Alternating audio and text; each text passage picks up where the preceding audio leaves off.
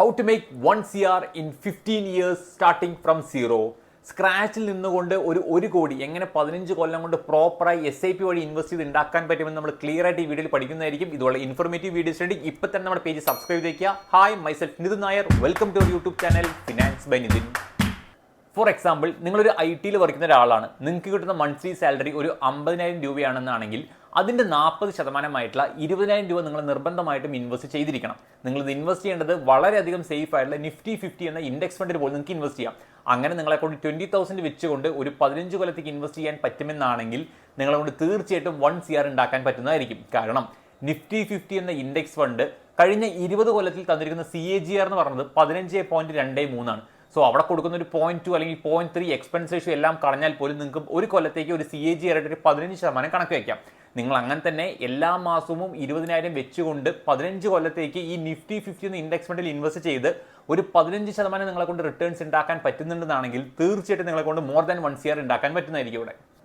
അതായത് ഒരു 20,000 വെച്ചുകൊണ്ട് നിങ്ങൾ കൺസിസ്റ്റൻ്റായി ഒരു 15 കൊല്ലത്തേക്ക് ഒരു Nifty 50 എന്ന ഇൻഡെക്സ് ഫണ്ടോ അല്ലെങ്കിൽ വേറെ ഏതെങ്കിലും ഒരു മ്യൂച്വൽ ഫണ്ട്സിൽ ഇൻവെസ്റ്റ് ചെയ്ത് നിങ്ങളെ കൊണ്ട് ഒരു 15% CAGR വെച്ചുകൊണ്ട് റിട്ടേൺസ് കിട്ടുന്നുണ്ടെന്നാണെങ്കിൽ നിങ്ങളുടെ പോർട്ട്ഫോളിയോ വാല്യൂ എന്ന് പറയുന്നത് 1.36 കോടിയായിരിക്കും. അതിൽ 1 കോടി നമ്മുടെ പ്യൂർലി പ്രോഫിറ്റും 36 ലക്ഷം രൂപ നമ്മൾ ഓൾറെഡി ഇൻവെസ്റ്റ് ചെയ്ത എമൗണ്ട് ആയിരിക്കും. ഈ 1 കോടിയിൽ നിന്നുകൊണ്ട് നിങ്ങൾ long term capital gain tax ആയിട്ടുള്ള 12.5% വെച്ച് കൊടുത്തു കഴിഞ്ഞാൽ പോലും നിയർലി 83-84 ലാക്സ് നിങ്ങളുടെ കയ്യിലുണ്ടാവും. അതിൻ്റെ ഒപ്പം ഓൾറെഡി 36 ലാക്സ് നമ്മൾ ഓൾറെഡി ഇൻവെസ്റ്റ് ചെയ്ത എമൗണ്ട് കൂടി ആഡ് ചെയ്ത് കഴിഞ്ഞാൽ നിയർലി ഒരു 15 കൊല്ലം കഴിഞ്ഞാൽ 1.2 കോടി രൂപ നിങ്ങളുടെ കയ്യിൽ ഉണ്ടാവുന്നതായിരിക്കും.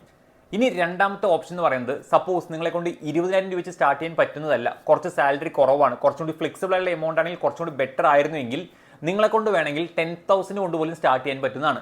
10,000 കൊണ്ട് സ്റ്റാർട്ട് ചെയ്യുമ്പോൾ നിങ്ങൾ ഓർക്കേണ്ട ഒരു കാര്യം, എല്ലാ കൊല്ലവും നിങ്ങളൊരു 10% ഇൻക്രിമെന്റ് വെച്ചിരിക്കണം. അതായത് നിങ്ങൾ 10,000 വെച്ച് സ്റ്റാർട്ട് ചെയ്യുന്നു, 15 കൊല്ലത്തേക്ക് ഇൻവെസ്റ്റ് ചെയ്യണം, എല്ലാ കൊല്ലവും ഒരു 10% വെച്ച് നിങ്ങൾ ഇൻക്രിമെന്റ് കൊടുക്കുകയാണെന്നാണെങ്കിൽ പോലും Nifty 50 എന്ന ഇൻഡെക്സ് ഫണ്ടിൽ ഇൻവെസ്റ്റ് ചെയ്ത് ഒരു 15% റിട്ടേൺസ് ഒക്കെ നിങ്ങൾക്ക് കിട്ടുകയാണ് എന്നാണെങ്കിൽ നിങ്ങൾക്ക് ഇവിടെ കിട്ടുന്ന ടോട്ടൽ പോർട്ട്ഫോളിയോ വാല്യൂ എന്ന് പറയുന്നത് 1.11 കോടിയായിരിക്കും. ഇവിടെ നിങ്ങൾക്ക് ലാഭം മാത്രം കിട്ടുന്നത് 73 ലക്ഷം രൂപയാണ്. ഈ 73 ലക്ഷം രൂപയിൽ നിങ്ങൾ അത്യാവശ്യം 12.5 ആയിട്ടുള്ള long term capital gain tax പോലും നിയർലി കൊടുത്തു കഴിഞ്ഞാൽ ഒരു 11-12 ലക്ഷം രൂപ അടുത്ത് വരും. അതായത് ഈ ടാക്സ് എല്ലാം കൊടുത്തു കഴിഞ്ഞാൽ പോലും നിങ്ങളുടെ കയ്യിൽ ഇൻ ഹാൻഡ് ആയിട്ട് 1 കോടി ഉണ്ടാവുന്നതായിരിക്കും ഇവിടെ. സോ ഒരു സാലറിഡ് പേഴ്സൺ ആണെങ്കിൽ പോലും പ്രോപ്പറായി ഇൻവെസ്റ്റ് ചെയ്തുകൊണ്ട് ആദ്യത്തെ 1 കോടി ത്രൂ ഇൻവെസ്റ്റിങ്ങിലൂടെ എങ്ങനെ ഉണ്ടാക്കാൻ പറ്റുമെന്നുള്ള 2 ഓപ്ഷൻസ് നമ്മൾ ക്ലിയർ ആയി പഠിപ്പിച്ചു തന്നിട്ടുണ്ടായിരുന്നു. സോ അതേപോലെ നിങ്ങൾ ഇംപ്ലിമെന്റ് ചെയ്യുകയാണെന്നാണെങ്കിൽ നിർബന്ധമായിട്ടും നിങ്ങളെ കൊണ്ട് ആ ഒരു 1 CR എന്ന നമ്പർ ഉണ്ടാക്കാൻ പറ്റുന്നതായിരിക്കും ത്രൂ ഇൻവെസ്റ്റിംഗ്.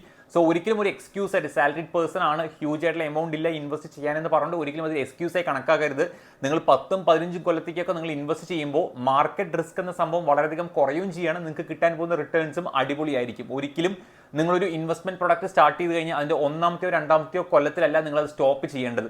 ഇതിന്റെ ബെറ്റർ ആയിട്ടുള്ള ബെനിഫിറ്റ് കിട്ടാൻ പോകുന്നത് പ്യൂർലി ലോങ് ടേമിലേക്കും. അപ്പോൾ നിങ്ങൾ നിർബന്ധമായിട്ടും ഇൻവെസ്റ്റ് ചെയ്യുമ്പോൾ ലോങ് ടേം ടാർഗറ്റ് ചെയ്യുക. ഒരു പ്രോപ്പർ ഡിസിപ്ലിൻഡ് ആയിട്ട് എല്ലാ മാസവും കൺസിസ്റ്റന്റ് ഇൻവെസ്റ്റ് ചെയ്യാൻ പറ്റുമെന്നാണെങ്കിൽ തീർച്ചയായിട്ടും SIP കൊണ്ട് നിങ്ങൾക്ക് ലോങ് ടേമിലേക്ക് നല്ല റിട്ടേൺസ് ഉണ്ടാക്കാൻ പറ്റുമെന്നതിൽ ഒരു തരത്തിലുള്ള സംശയവും വേണ്ട. ഇതുപോലെ ഇൻഫോർമേറ്റീവ് വീഡിയോസ് വേണ്ടി ഇപ്പോൾ തന്നെ നമ്മുടെ പേജ് സബ്സ്ക്രൈബ് ചെയ്ത് വയ്ക്കുക.